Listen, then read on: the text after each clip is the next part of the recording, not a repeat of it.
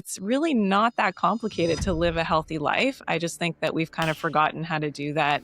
We lost that intuitive ability to tap into, things that inherently I think we would have done as early humans.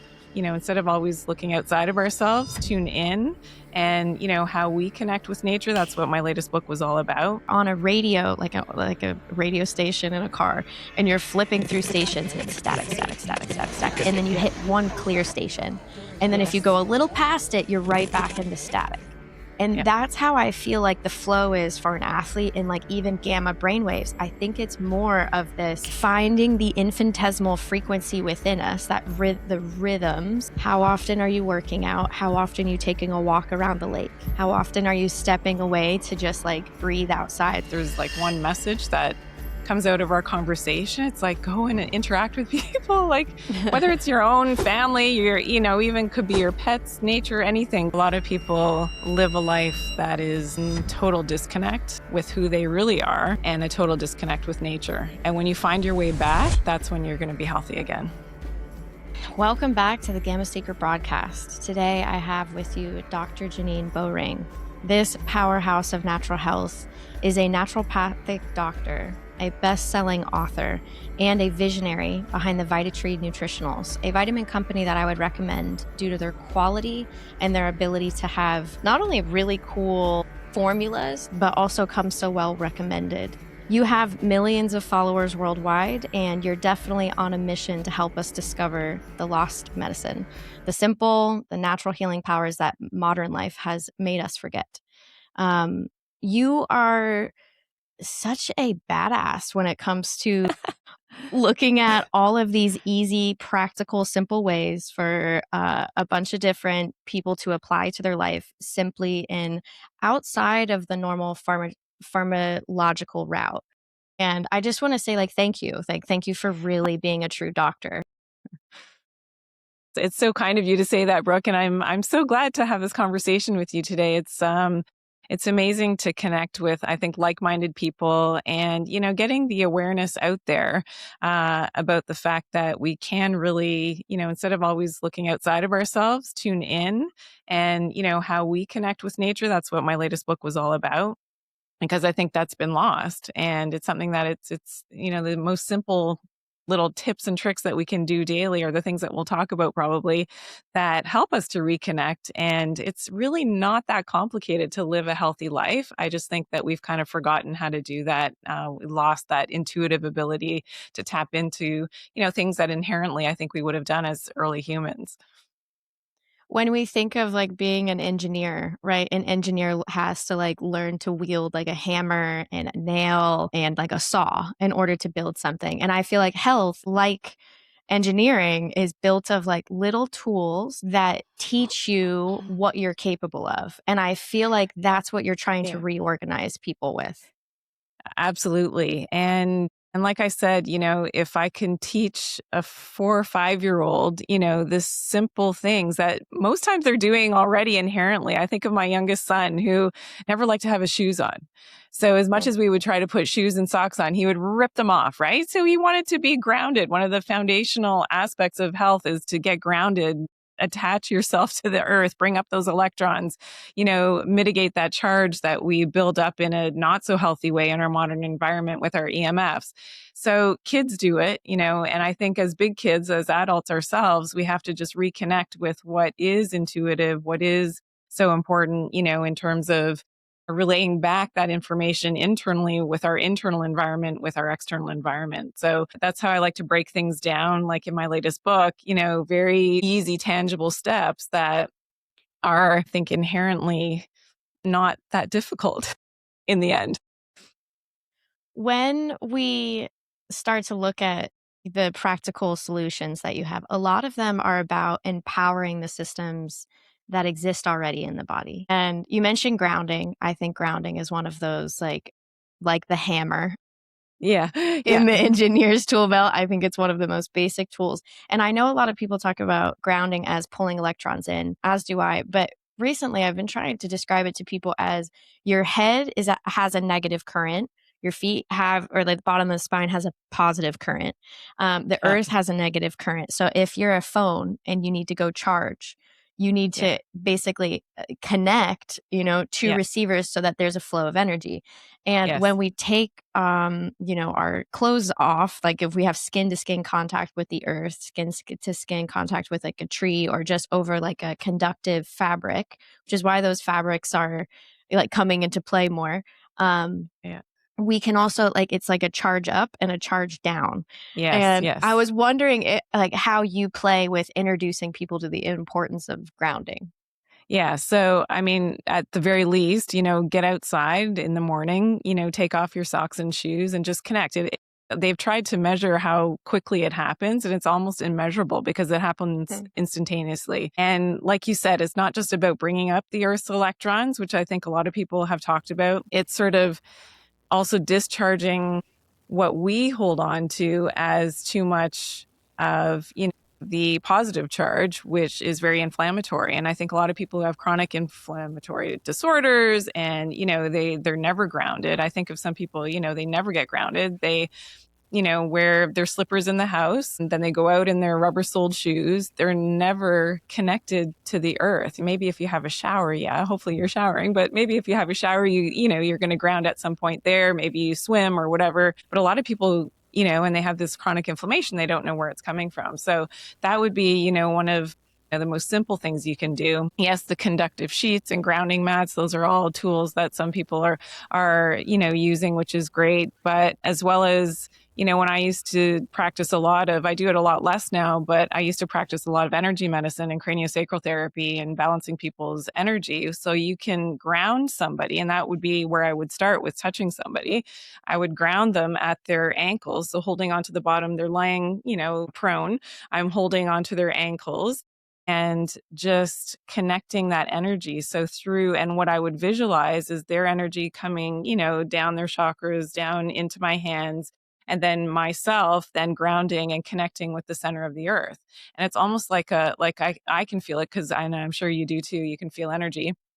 But to me, I feel it's like a clunk. When you're grounded and when that person is grounded, it just kind of just sinks into that energy and connects to the center of the earth. And then I would teach my patients how to do that. Just if you can't, get outside and ground and do all these things, then just visualize it. And I think we're so much more energetic than what we are. Yes, we always focus on the physical beings of what we can touch, feel, see, perceive, but we're energetic beings, and that our energy, all of our cells resonate electromagnetically and are supposed to connect with the earth, but we don't take the time and the energy to be able to do that, right? So that's one thing that you can do as well, and just learn how to ground yourself without actually physically having to connect electrically with the earth. If it's not possible in the middle of a busy day that I have at the office, I sometimes just have to take a minute, take a few deep breaths and visualize the grounding, and I can feel it. Like I said, it's like a clunk for me. It just happens and you get grounded.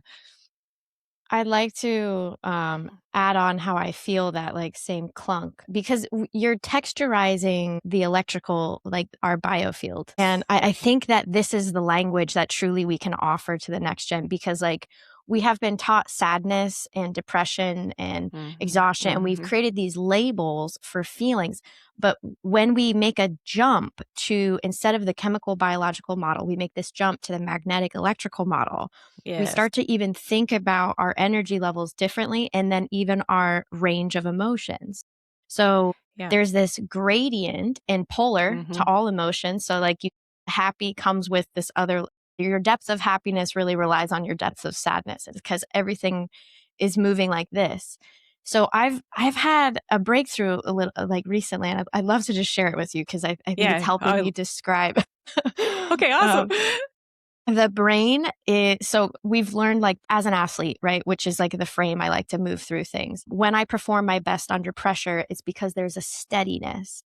So just like how we experience stress and exhaustion, there's a buzzy feeling to it that's ungrounded. You don't feel that clunk, that steadiness. There's this feeling of static. And if you are on a radio, like a radio station in a car, and you're flipping through stations and it's static, static, static, static, static, and then you hit one clear station, and then if you go a little past it, you're right back into static.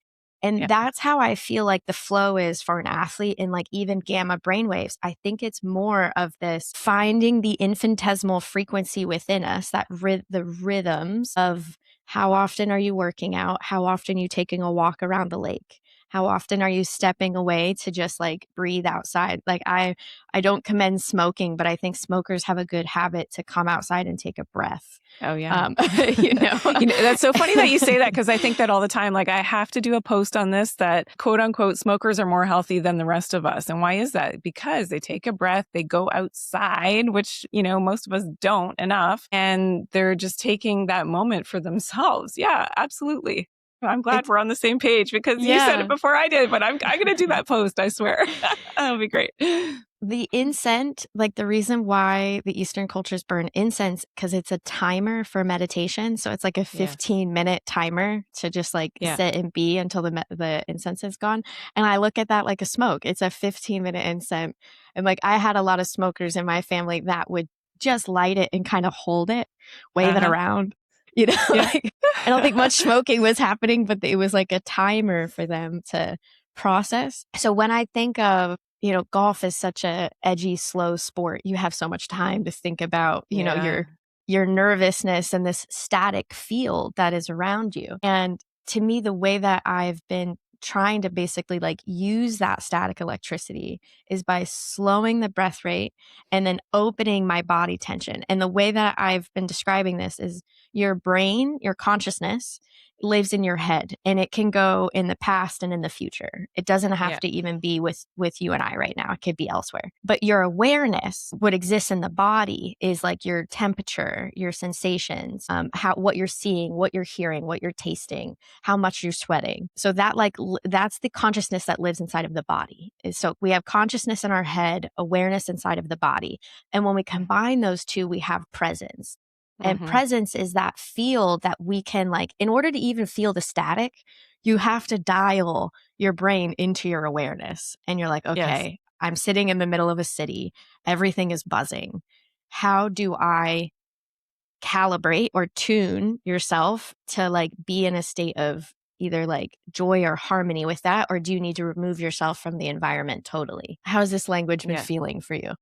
Oh, yeah, I totally resonate with that, because, a lot of the, taking another step further, a lot of the unhealthy frequencies that we have now in our modern world, EMF exposure, people living in cities, even people living in more rural areas and have, stuff coming at them that they're not even aware of, especially in the States with military and things. Like, there's a lot of stuff happening, whether we perceive it or not. And I think part of being quote unquote okay with it in our physicality and in the way that, we can sort of counteract, or I believe we're always adapting to be able to live in these environments and still thrive, is that there's got to be some aspect of connecting that consciousness with the awareness, but not being too aware, right? Because when we start to, and I know that this is one of the things that we might talk about, is that being overly aware of what's going on, whether that is, the blogs that you read, or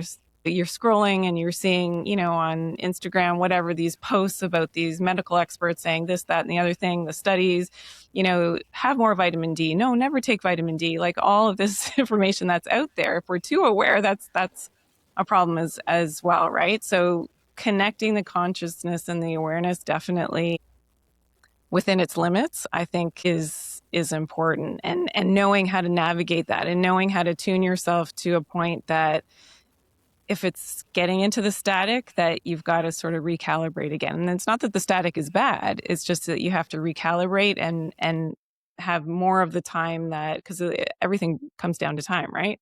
And time is relative, we know, right? So having more of that time where you can engage with the proper connection, if there is such a thing as proper. I mean, I'm, the lingo that's coming out of me is probably not whatever, but no, that's okay. I wanted to explore with you, because we're two educators. We're both always trying to simplify. I'd like to catch up with your brain, what's because the science is so cool, and we can get into leptins, we can get into metabolism, but I feel like someone like you who is so deep, sometimes giving you a soapbox to let you play in those energetic and magnetic fields is important too, Yeah, I love that. I love that because often I'm, when I speak publicly on television, whatever, it's very calculated, it's very specific. And then sometimes I just let it flow and I'm on national television, right? So I have to be a little bit, but make sure my filters are engaged. I can't say everything that comes through, but then certain things will come through and I just have to say them, right? And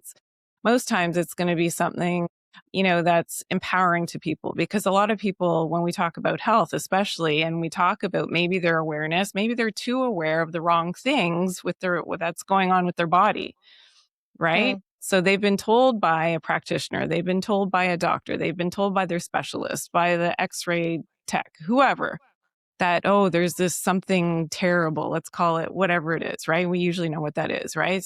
Whatever diagnosis it is. And then they become hyper aware of the wrong thing. And that's where health, I think, has gone in such a bad direction, in the fact that the body inherently knows how to heal.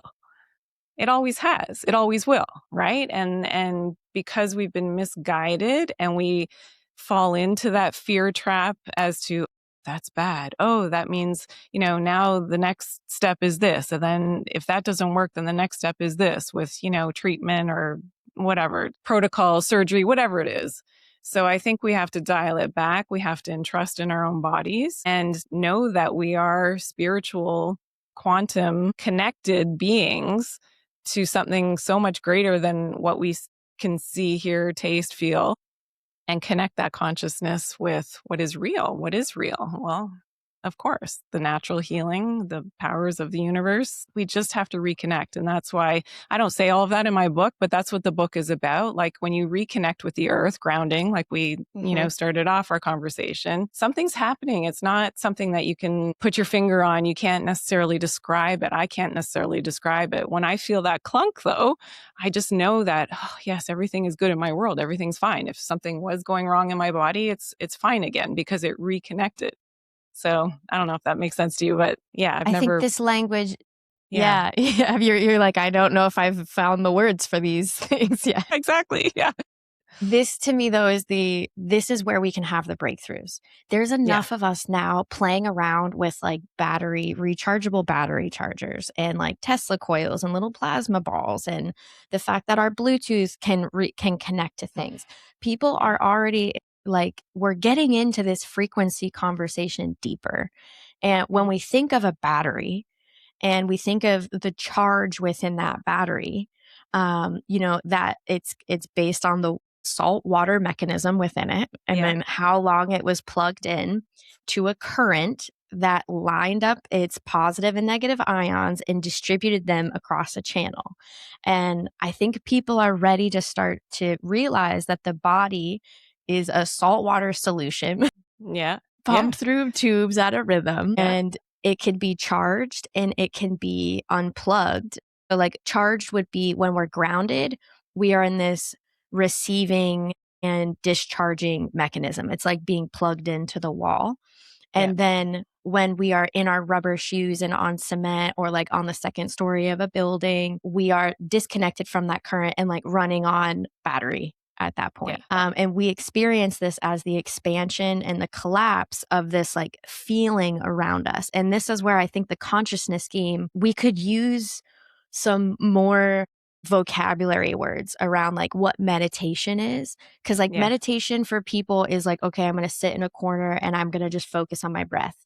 But meditation could also be eating dinner and concentrating on all of the flavors. Yes. It could be sitting in a park and trying to count how many birds you hear, because it's anytime we're using our mind to bond back to the body, we are meditating. So, but that consciousness of where we're focused our attention, if we focus on the breath, it is like the tiniest, smallest, like there's no visual input, there's no auditory input. You are like holding yourself trapped on the tiniest level. And it's like we can exercise that expansion and collapse of how we hear, sitting in a park, closing your eyes. Okay, how can I feel sitting in a park and trying to animate the clouds? All of these are ways that I believe we can kind of expand this relationship to how this field feels and how it recharges with us. Yes. And how we interact with other beings too, right? So I think just having a simple conversation with someone new that you've never met before, like I go beyond what the words that are spoken. Like Oh. I'm dialing in, I'm feeling and like perceiving. And I think we all have the ability to do these things using your intuition. Um, and at the same time, I think the interactions that we have with others have been so downplayed. And, people are living, think of, your life now. And I look at children, especially now compared to even, you know, 10 years ago, since what happened with lockdowns and things and being stuck inside. Children 10 years ago, in my experience anyway, outside playing, doing sports and doing all these things. Now I see a commonality, and I've been to different parts of the world where I've really perceived this, and it saddens me, is that everybody's so isolated. Everybody's on their tech and they think that they're having the same types of meaningful engagements with other humans, but it's not the same. It's not the same through, an electrical, like if you and I right now, Brooke, were in the same room, there would be a different kind of energy. And, between the two of us, it's great to do it online. Absolutely. But something is different, right? So I think that, is part of, unfortunately, the disconnect that's leading to people not feeling well. We use the word depression, anxiety, and all of these, plagues that we have now in the modern world with people's health, that because of that disconnect. And when we can reconnect with that, with other beings, yes, connecting with the earth, but actually having physical contact and having a conversation, going for coffee, tea, whatever, and actually being in the physical presence of someone else, that's very healing as well, right? And I think a lot of that has been lost for a lot of people. And if there's like one message that comes out of our conversation, it's like, go and interact with people, like whether it's your own family, even could be your pets, nature, anything. Go to a petting farm. I don't care what it is, but you have to have some close contact with people around you, because a lot of people are isolated and they have no idea what to do. And their only point of contact right now is their medical providers. So how scary is that? I mean, just think of that, Brooke, Oh right? my gosh. Yeah, Right? So that's you're on your own. You're on your own. What you get as information might be the news. Oh my gosh, like don't even get me started there. Or what you see on social media. Oh my goodness, like is it filtered in the right way for the information that you should be receiving? Maybe not. Maybe you don't exercise. Maybe you never go outside. And your only engagement is with your medical provider. Well, is that a feel good thing? You wake up and like, yeah, I get to go have my x-ray today. You're like, it's not a good situation. So I think we got to sort of dial it back, reconnect with nature, like simple things. Whoever's watching this, they're watching it for a reason, right? yeah. Today. And that they, just think about that for a second and connect with someone. I don't know, go and get a coffee at the coffee shop, like say hello to the who's serving you and like, how are you today? Like that could be it, that could help to transform your energy and start your healing process. Here's like 3 ways that I, as someone who works from home, have built community in my own Yeah. little way. I go to the gym at the same Good. time, like every, Yes. so Yeah. I'm interacting with the Yeah. same people, which is senior citizens over 65. Yeah. I love it. Love it. But we I hold love each it. other accountable, if Yeah. somebody's gone for a week, we talk about it. Yeah. I go to the same exact gas station, which I know like all people like will just go to whatever's convenient, but I actually Yes. go inside and I go to the same gas station. I've done I it for love 2 that. years. I Yeah. bring papaya plants to everybody knows my name. I like go Oh, in and get hugs. yeah. I like, Nice. how's the wife? How are the papaya trees? Do you need something from my garden? When they go away, they bring me home a little magnet. Like, I don't know how or why, but like, you just Yeah. learn their names and like you say, Yes. how are you? Like, it doesn't have to be a long chat, but the hi, how are you? And knowing their name turns Yeah. into something 6 months later because you're there twice a Yeah. month or Yeah. and then the other way is I make myself go to an event once a month. Whether I go alone, I invite my Yeah. friends. If they show up, great. If they don't, I still make myself go. And you can get adopted as like, a lot of my friends are moms now. So like I've kind of grown into like different, I'll go to the theater by myself, but there's usually Yeah. someone that's like, hey, are you by yourself? And the next thing you know, you make 3 friends, whether you see them again or Yeah. Yeah. you can kind of be like picked up as the fifth wheel. Yeah, when you just absolutely. choose something that you enjoy. And I just feel like people, when they move town or they don't have family locally, they're like, I don't even know where to start. If Yeah. you're athletic, I've seen a lot of people develop quick social communities by joining a soccer league, Yes. joining a softball Yeah, league. I strongly agree with that. I think kids need to get into sports. Like, start if you're a parent who's watching this, I don't care what sport it is, kids need to be in sports. Like, we on the side, we run a nonprofit, a basketball organization, and I Cool. never really appreciated. We started this like 13 years Mm. ago when our eldest son was into basketball. We weren't necessarily happy with the club that he was with, and my husband and I looked at each other. Okay, so what would it take to start a club? Like, we're entrepreneurs. Like, it wasn't.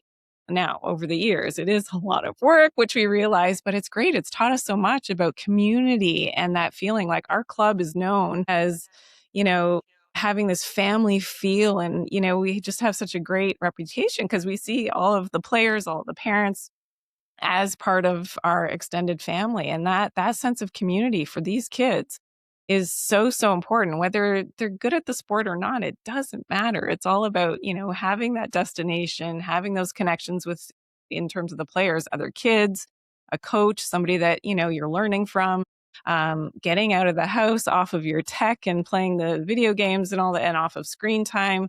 Like, even for the coaches and for the, managers and things, it's getting you somewhere that is not connected to a phone, is very valuable. And I think parents need to hear that, because a lot of parents, I don't know, it's just easier. I think, I don't know. I have 5 kids, so I'm speaking from my own experience.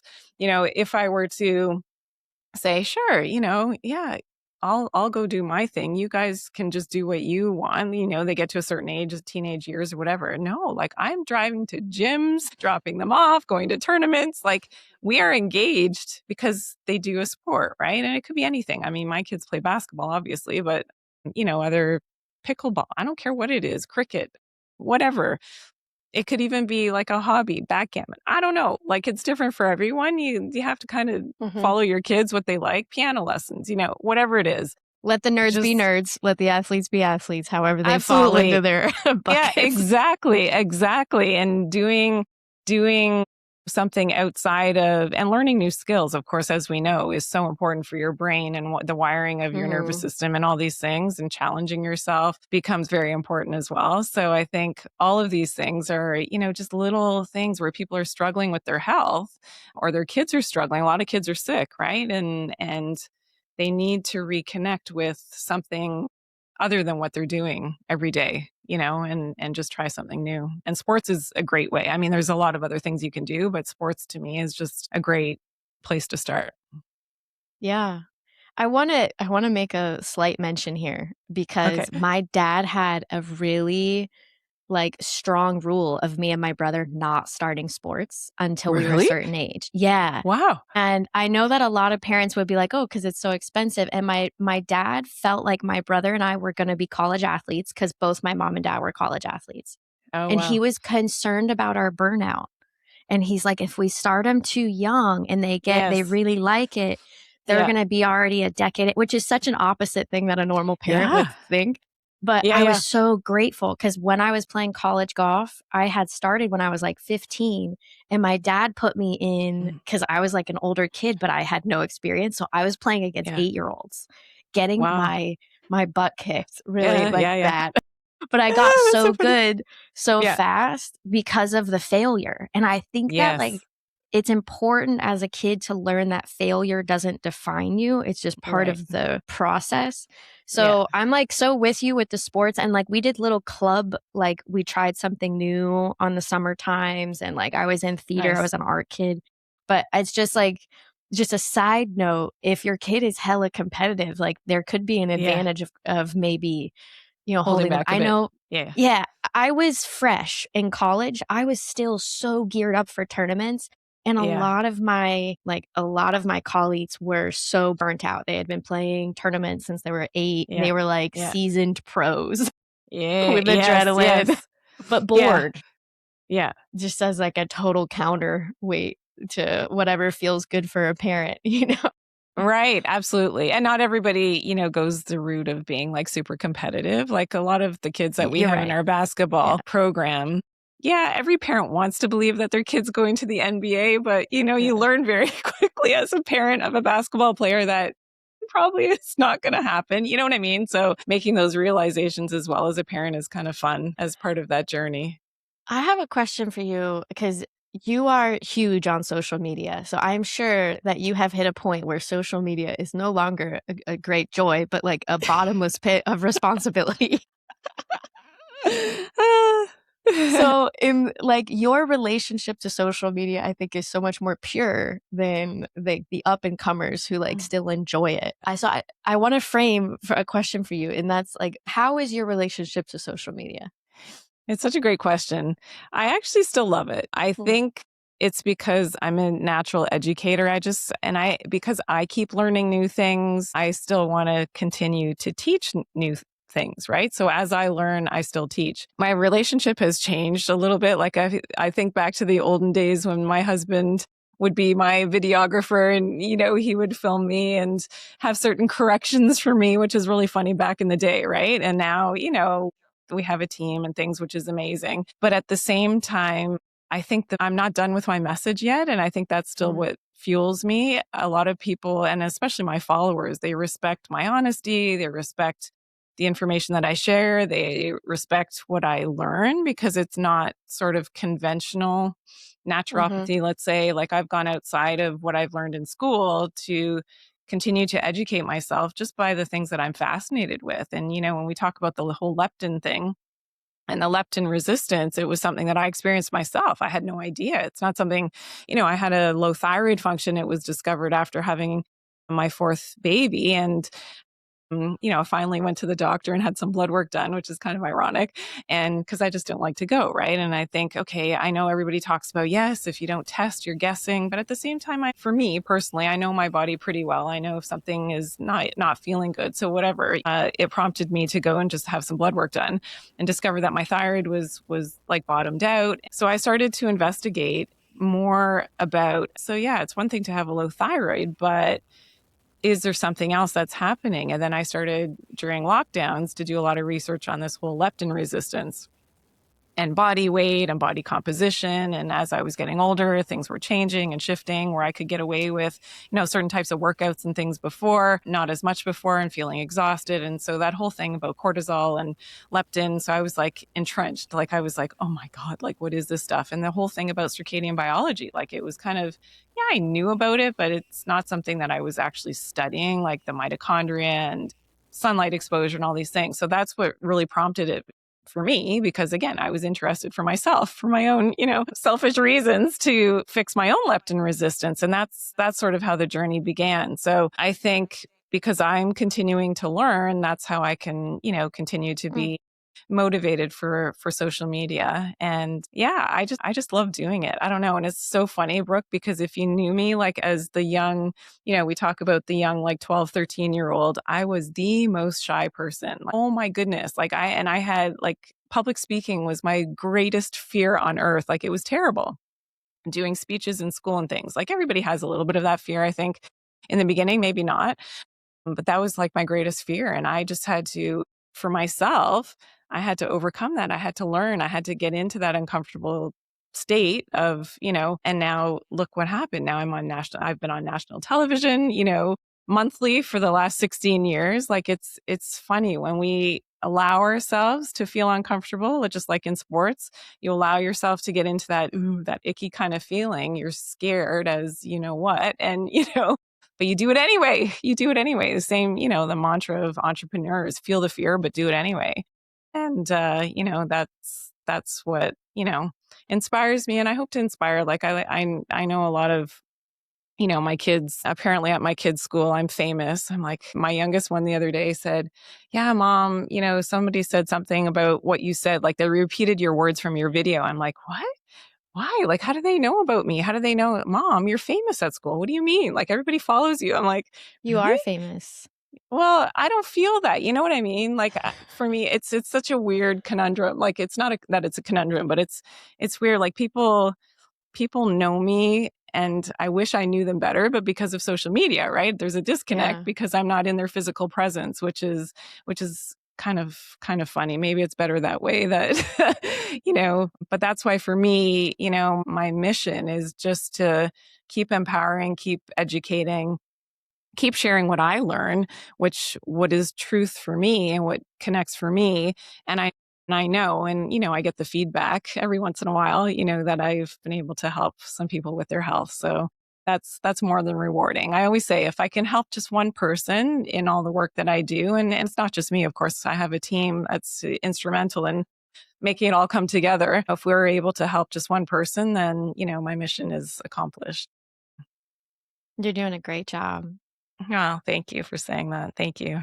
You are. I mean, people forget doctor in Latin means to teach. And like what Yes. you're Yeah. doing is really focusing on teaching. Like you could be building a private practice, charge high ticket, la la la. You could leverage all that you've built to just kind of piece out, help 60 clients a year and relax. And Yeah. instead you're driven to spread a deeper message and a wider message. And it takes a lot more work to do it. Well, thank you. Yeah. Thanks for saying that. Yeah. Because I gave up, my practice in 2011, seeing my patients, because I just got this, this feeling came over me. And I was kind of praying about it. And I want to do so much more. And I was calculating, okay, how many patients can I possibly see in a day, in a week? It's not enough. It wasn't enough for me. And that's, a lot of practitioners are very happy with the one-on-one, and that's their mission. That's beautiful. It's perfect. But for me, there was a bigger incentive from within, from the universe, whatever, to really go bigger and, really Broadcast empower a people. signal. Broadcast. Yeah, absolutely. Yeah. Absolutely. The difference between podcast and broadcast, by the way, is like a very interesting one. A podcast is like a recorded conversation, and a Yes. broadcast is an emission of a signal. Yeah, I love And it's that. like when you're hearing your words in other people's mouths, you are Yes. broadcasting signals. Yeah, I love that. I love that. You should put that on a t-shirt, Brooke. That's amazing. Yeah, That's good. I called this the Gamma Seeker broadcast because I wanted Yeah. not to just be recorded dialogues, but I really wanted to Yes. help reframe how we're looking at our body. I feel like we can make the jump, and like the big pharma will be replaced by a new theory of electromagnetism, bioelectromagnetism. Yeah. And that's why these frequency tools are coming into play. Some of these frequency tools, I think, still have dirty frequencies on them. I don't think all of them are great. I think low voltage sine wave with biofeedback, I think there are a couple out there that literally just zap the cells back to life that have been either dull, stagnant, or stuck in like polluted, stuck water. And as we gain this new relationship to water, which is like a lot of new research about exclusion water. When we do all the sunlight and mitochondria studies, that's happening through the fascia, which is like really the water system. The fascia system is the water system. Yeah. It's holding all the fluids in place.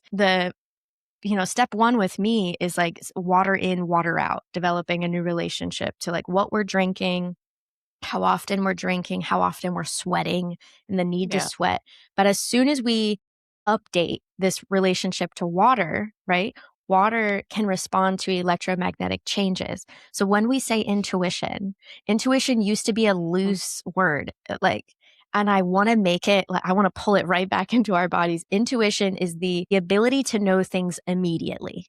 Yeah. And that sense of immediate knowing comes from the water inside of our body.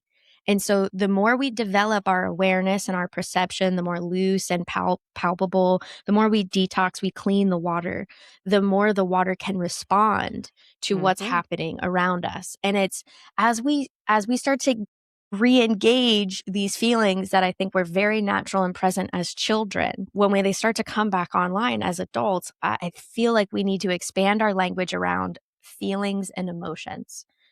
Texturizing, like nerves and butterflies, where are they in the body? Where do you exactly feel them? Does it feel jumpy? Does it feel jagged? Does it feel bubbly? Now, if you breathe slower, can you change the feeling? Can you pull that electrical nerve down to your toes? Which is always like where I want to pull people, like you ground a radio tower. Feel the toes, take the shoes off, spread the toes out. Yeah. But I hope that you and I can continue to explore how we're relating to this static field, because like this is where I feel all the weaving of our story Yeah. through the science and the biology and the chemicals, it's coming into light. Like there's a lot of people that are starting to get into the sunlight, starting to Yeah. get into the sauna and the detoxing. And Yeah. like as these mechanisms turn on, I feel like the intuitive woman, the woman who's willing to sit with the awareness of how these feelings really work in the body and how we can create more harmony within them, because it feels Yes. jagged. The magnetic field is so spiky. So this static feeling can be translated to a spiky feeling. And then it's like, okay, well, how can I make my spiky feeling softer? What do I Mm-hmm. need? And that's when we help them develop that tool belt from a very sovereign place, because we're not talking about we need a vitamin from the outside in. And I'd actually like Yeah. to go into the vitamin story with you about leptin. But anyway, I love our little chat about bioelectromagnetism. Yeah, I It's know. the solution. And like, that's the faster people like you and I can develop that language and create influence for how people are relating, the quicker we get there.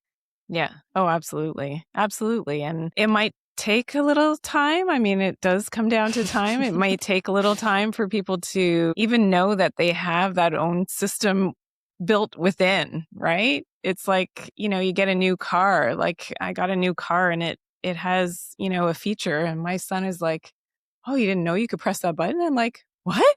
Like I didn't know. You know what I mean? Like to know that we're intuitive beings. So I think a lot of people are disconnected from that, or it's too woo woo or whatever. They don't want to go there, feel that kind of, connectedness to everything else, but that's the key. So it might take a little bit of time, and maybe not everybody's meant to go there. You know what I mean? In terms of their own journeys with where they're at with their health or wealth or whatever it is, right?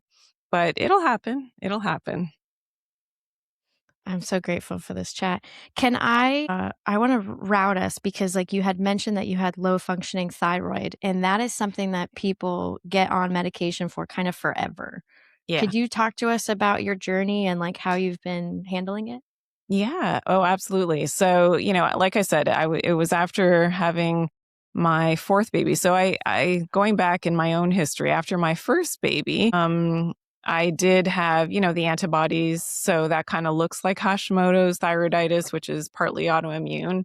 And, I did have lower thyroid function as per my TSH levels, T3, T4 were low. TSH, as we know, goes a little bit higher when you're hypothyroid. So then fast forward, 12 years to my last and my fourth baby, I had some blood work done. It wasn't that I was feeling terrible. I just thought I was, a little bit tired, burnt out. I had, four kids at home at that time. Yeah, I was busy. I'm an entrepreneur. Like it just didn't, it didn't feel abnormal for me, but had some blood work done anyways. And it was discovered, oh yeah, antibodies high for the thyroid. So again, my doctor said, oh, those words Hashimoto's. And I'm kind of like, la, la, la, la, la. Like I didn't want to listen to it. I don't like any type of diagnosis, especially for my own body, given what I do for a living. So anyways, I was put on more natural medication, but still, it was a prescription that I didn't like taking, but it helped me. It kind of got me through. And I think that medication does have a place if it needs to sort of take you out of the hole of where you're at with your symptoms or whatever, there is a place. But, again, knowing what I do for a living and, what I thought was my knowledge on, being able to help our endocrine system as a naturopath, whether that's through herbal medicines, homeopathy, nutrition, vitamins, minerals, it wasn't enough at that time for me. So I took the medication, wasn't happy about it. I was on it for probably about 2.5, going on 3 years, maybe. But when I was probably a year and a half in, I started to learn about leptin and leptin resistance. And thought, this is interesting. How come I never heard about leptin? Well, then I discovered leptin was really like it was discovered earlier on, but really it came out into the news in 1994. So I was just in naturopathic medicine, getting into it at that point. It was probably my first year at the college. So of course, nobody was talking about leptin. And leptin makes you hungry, right? Like leptin and well, ghrelin are leptin, connected. Yeah, so leptin and ghrelin are connected. It's given off by your fat cells. It's a hormone that's released from your fat cells, and it's highly connected to your hypothalamus. And the hypothalamus, as we know, is our master regulator for everything, all of our hormones, nervous system, everything. So yeah, so did a lot of reading on leptin, and I thought, okay, I'm going to start to follow some of the tips that, are given on how to fix your leptin resistance. So certainly I started to do that and I started to feel better. Well, then my thyroid starts getting better. My metabolism was regulated. And my biggest symptom for me personally, which I know for a lot of people as well with leptin resistance, is the fact that you're hungry all the time. You don't stop thinking about food. And like I controlled it because I'm on television. I don't want to gain too much weight, like just for frivolous reasons.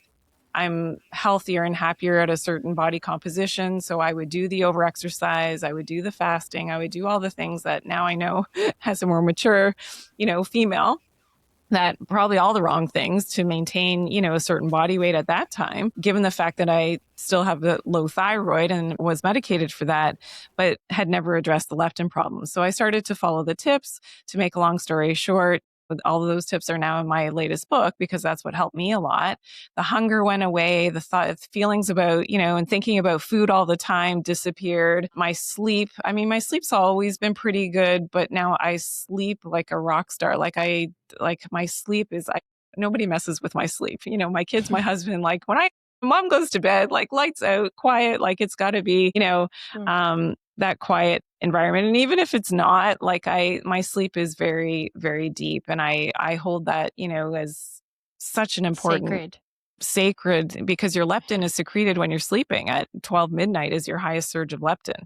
So if you're not in bed and sleeping, before midnight, so I give myself usually an hour and a half, couple hours ideally before midnight, then I'm in bed and get into the deeper sleep to make sure that my leptin signaling is optimized. So yeah, so it really helped me. And that's why, okay, I learned this for myself. I'm not the only person who has, with all of my knowledge as a naturopath, and about regulating the thyroid, making sure you're getting enough iodine and doing all these things. I'm not the only one. I can't be the only one. So I have to start educating people about this whole thing about leptin. And so that's what I did. And I started doing videos on leptin resistance along with, all of my other content. And then people started, especially people with thyroid issues, they're like, what? Yeah. What? This is the first time that I've heard about this. How is this even possible? And how come my doctor didn't tell me about leptin resistance? Well, it's not your doctor's fault. Your doctor didn't learn about leptin, just like I didn't learn about it.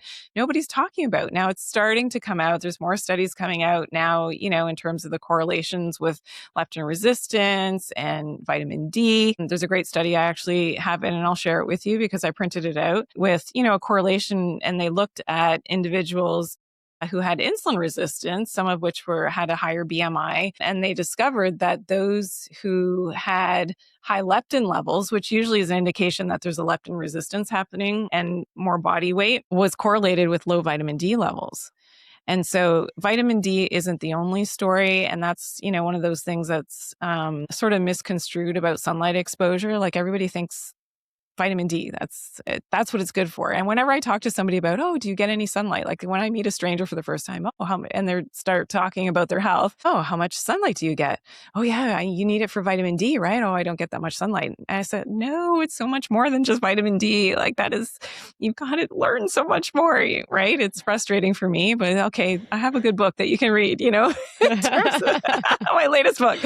But yeah, it's interesting. And it's, sunlight exposure is a big thing. EMF exposure gets you into this leptin problem issue as well.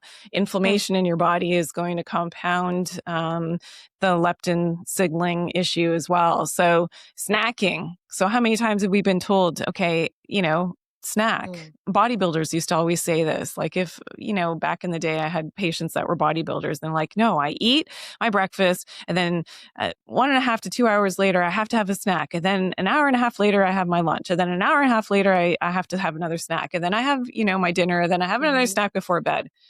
No, messing up your leptin signaling, like it's not a good thing, right? So, and it ties into your circadian biology and your mitochondria and all that stuff as well. So yeah, if there's one thing that I think a lot of people have to look at is, And it's not so much that, at least in Canada, it's not something that is tested for. I know in the US it might be different, that you can get your leptin levels checked, but it's kind of like other things that are checked in your blood work.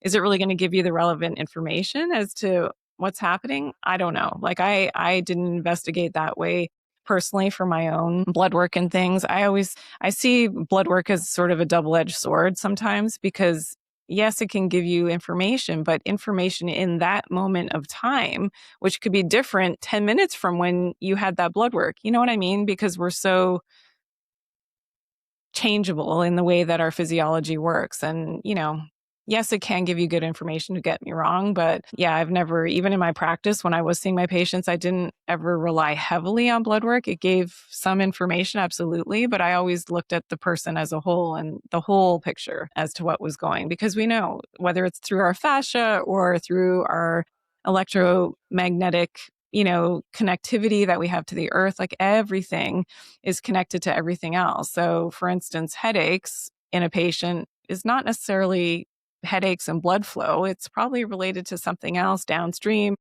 stress, I don't know, certain, hydration, minerals, it lack of could, sleep. I mean, There's so many things. there's a million reasons why, it could set you off to have any type of symptom in your body. And that's part of my education.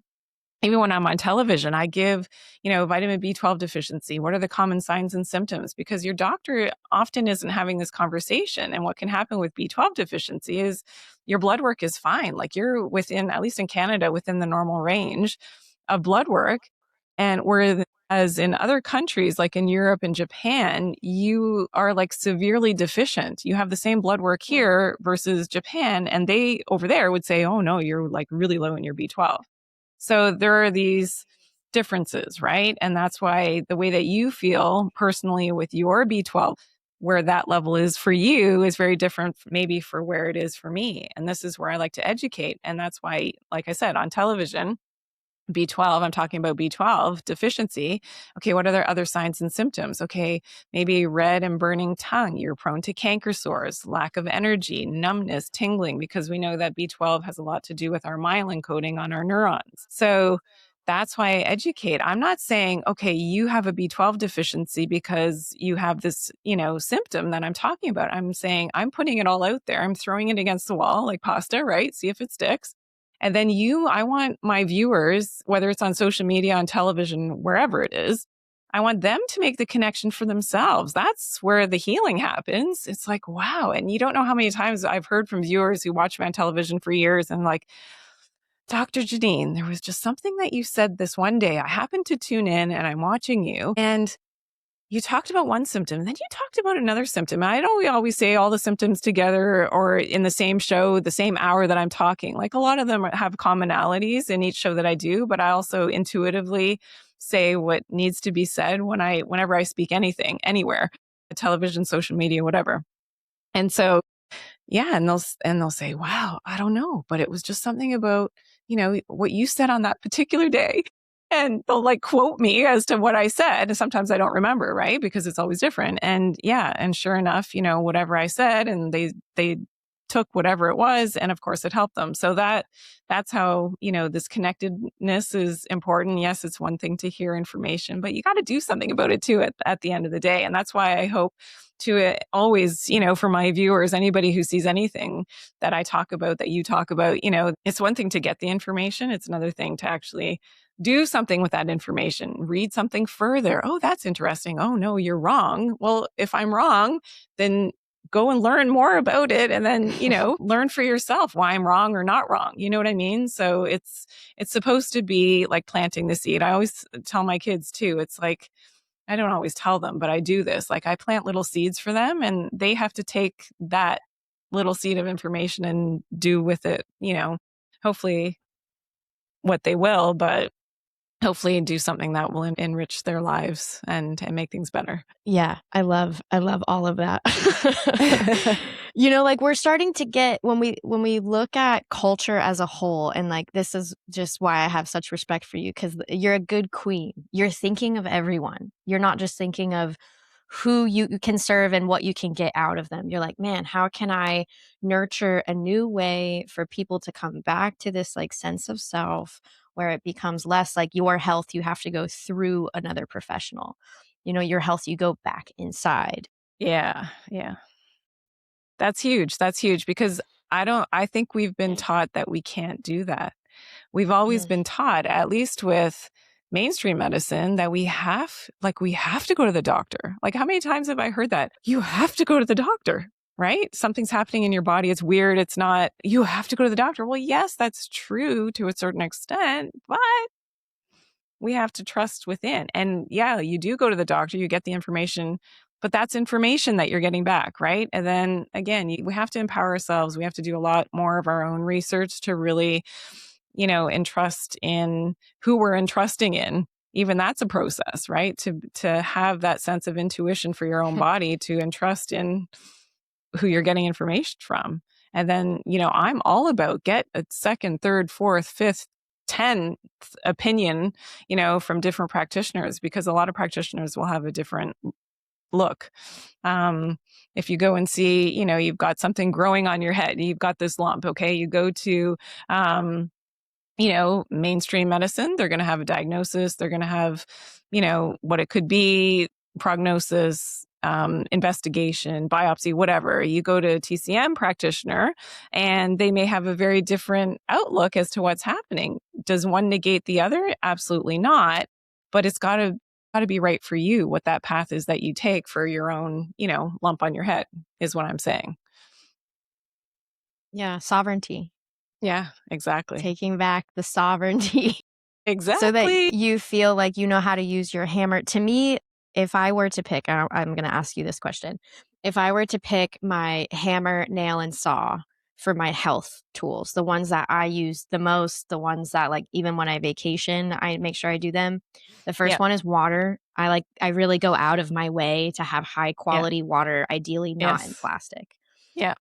The second thing is sauna. I have to sweat 3 days a week. If I'm not sweating 3 days a week, I have too many fluids inside of my body and I'm going to feel stiff kind of no matter what else I'm doing. And then the third one is breath awareness. And it's like, I don't need any equipment to train my breath, but I can clean out my nasal glands and I can expand my lungs. Like light would arguably be like, I love breath, but like really light would have to be somewhere in there. What about you? What would be like your most... Yeah. So light for sure. And the grounding. So for me, being in water really does help me a lot. And if I'm not in a place like by the ocean or whatever, then just a shower, just being connected to water, which is very grounding at the same time, is important for me. Nutrition is important as well. The older I get, the less I can get away with, the alcohol. Not that I don't ever drink, but the alcohol, and I'm just a lot more careful. Like the glass bottle thing for the water too is like important for me. It's very difficult to, when you travel, sometimes you just can't like in the moment seek out that glass bottle water. So that can be a challenge. And again, connectedness. Even if you travel alone somewhere, you need to connect. Because I think a lot of people, especially, who are struggling with mental health issues, it's a lot of self-dialogue that's happening, and it's because there's a lack of connection with something outside of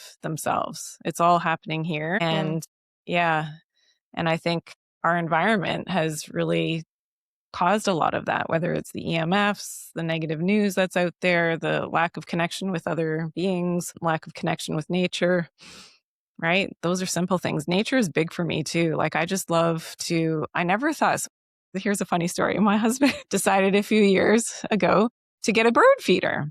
And we have like beautiful greenery around our house. And yes, I know that the birds are there. I can hear them, but I didn't ever really pay attention to them. So we got this bird feeder. And then one bird feeder slowly became 2, 3, 4, 5 bird feeders, right? So now we have this like symphony of these beautiful birds that come at different times of the year. And it's just so simple just to take like a couple minutes. And that's how I usually like to start my day, just a couple minutes listening to the birds. If I go somewhere where there aren't birds now, it's like, and as soon as, so we were in the middle of the Indian Ocean in the Maldives. And one of the first things that I noticed were the birds. Cause I'm like, okay, I've been away from home. Now I'm here. I'm like, to hear the song, and of course different birds in the Maldives, right? And to hear the different bird song, I'm like, oh my goodness. And I actually wrote about it in my book too, how healing that is, like the sound frequency is. And of course, Brooke, you're all about, the sound frequency. How healing that is as well. And it's not something that, I think a lot of people maybe tune into for their health. Hopefully you're increasing that awareness for people to make these connections in terms of sound frequencies, and why that's so important to be able to have that as part of your daily routine. Yeah.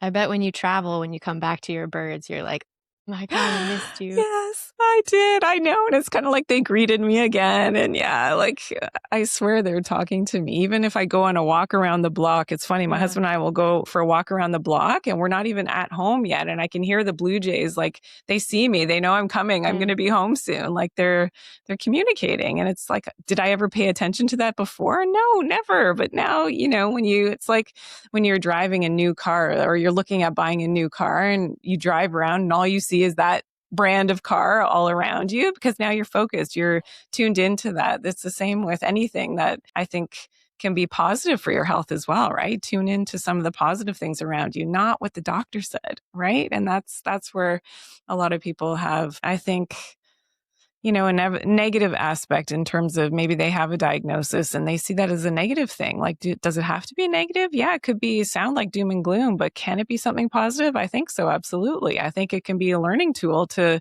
get to know your body a little bit better and just do things differently from what you've done to be able to heal yourself again. I love everything that you're saying.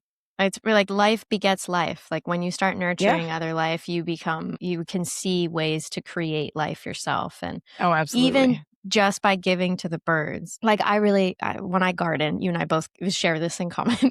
I ask people like, what's your favorite butterfly? Whatever your favorite butterfly or bird is, that's the kind of foliage that we should plant so that you automatically have these things that make you excited, happy to be alive. But when we think of like the sad stuff, which I want to refocus my energy, but like the sad things that are going on in life will all be healed when we as people start to create more life, whatever that looks like around us. So I hear the next generation is like really upset about AI taking jobs, and there's like not a lot of like entry level data jobs and stuff that used to be there. And it's like, it is the age of the entrepreneur.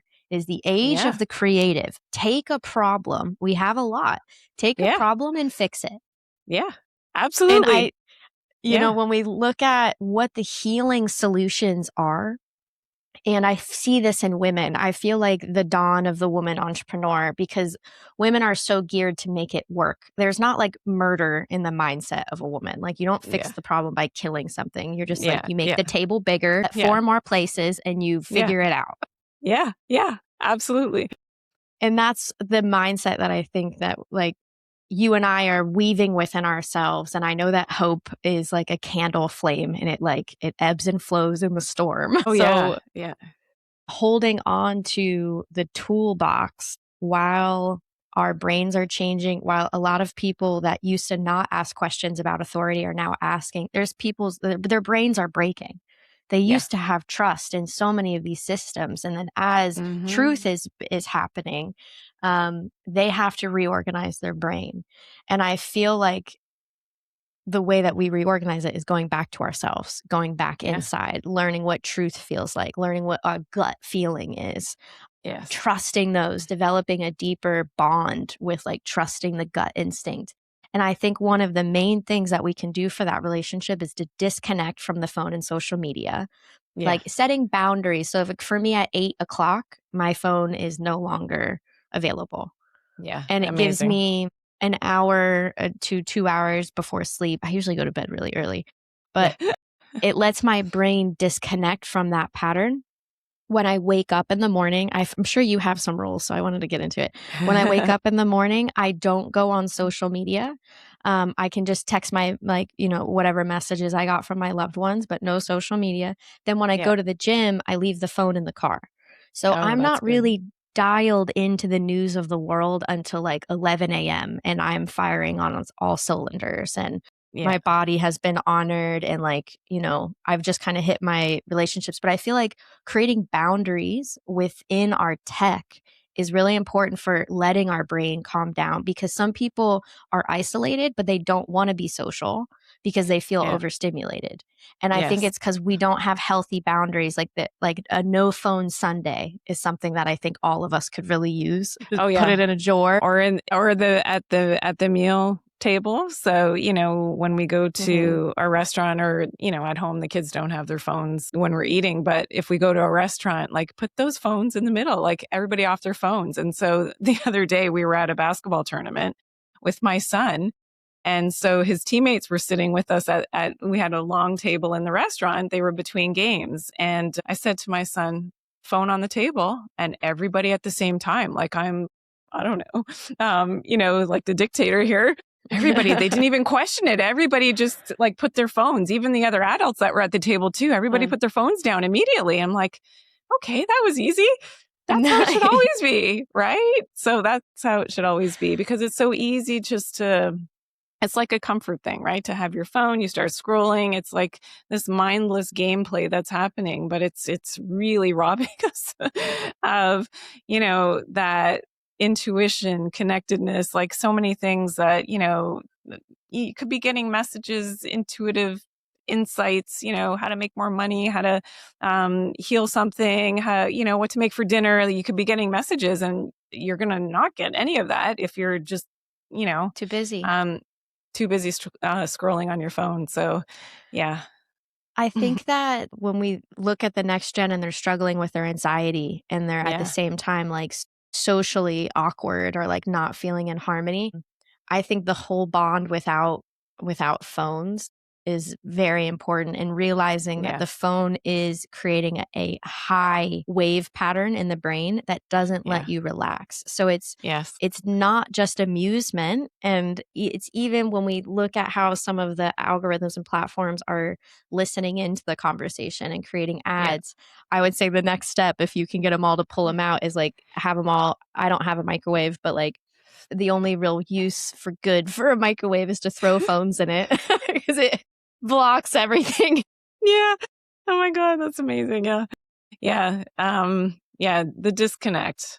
Yet, I mean, the other side of that is that you can learn useful information. So if you're using your phone, your tech to like listen to something like, what we're talking about today, to teach yourself to have and to be able to discern, what's going to help you as to what you're seeing on your algorithm versus not.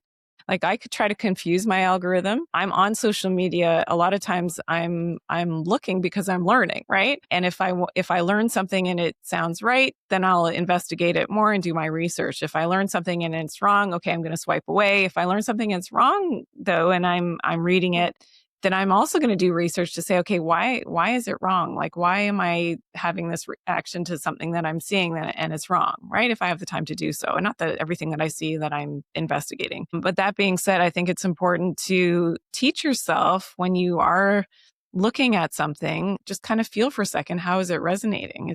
Is it resonating in a good way, a bad way, neutral, whatever, and just take that information in.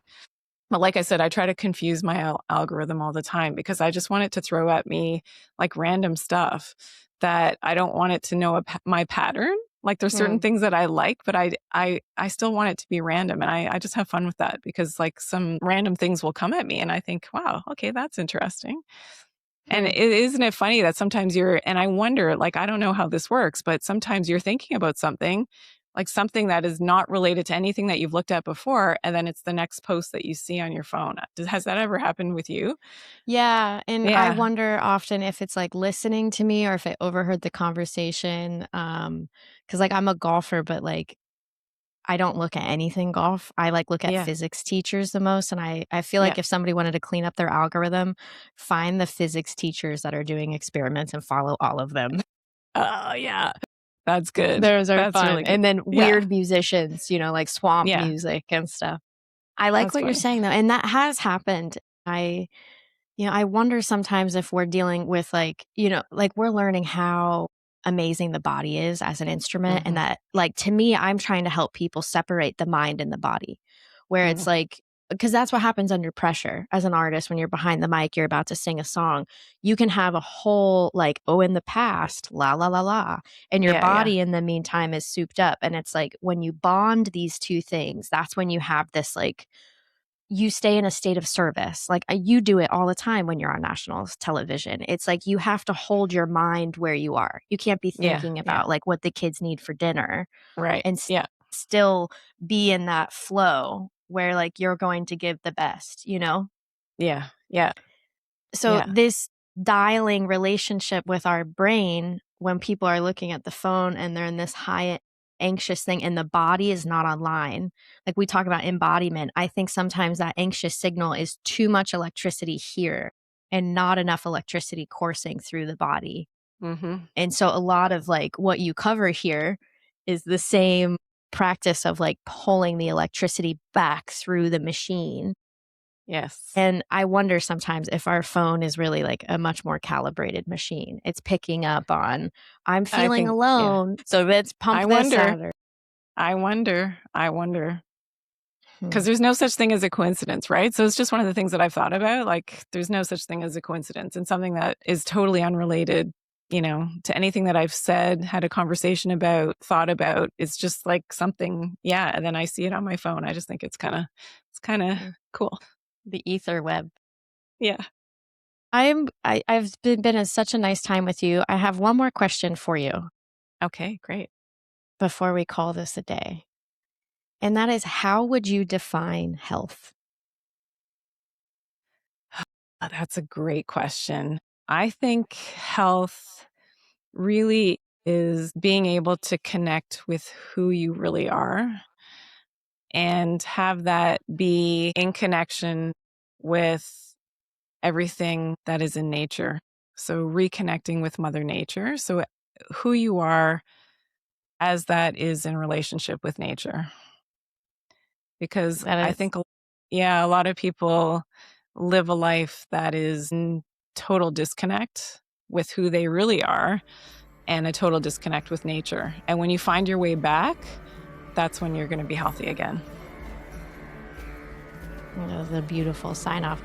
Please, if you are not following Dr. Janine Boehring on her channels, she is a light and a beacon of useful and practical information that's applicable to everyone in your family. And you're doing the great work, Dr. Janine. And I just appreciate you for shouting from the mountaintops about the lost medicine that exists inherently within the body and beating the drum, continuing to beat the drum. And I'll keep on beating as long as somebody is, hopefully learning and maybe is inspired by anything that I have to share. Yeah. And I will let my audience know when I'm done reading this. I'll give you like our little book review because for some reason or another, people really like to buy the books that I recommend. And I'm delighted to have yours as part of my collection now. Oh, thank you so much. Thank you. What a great conversation. I really enjoyed speaking with you today.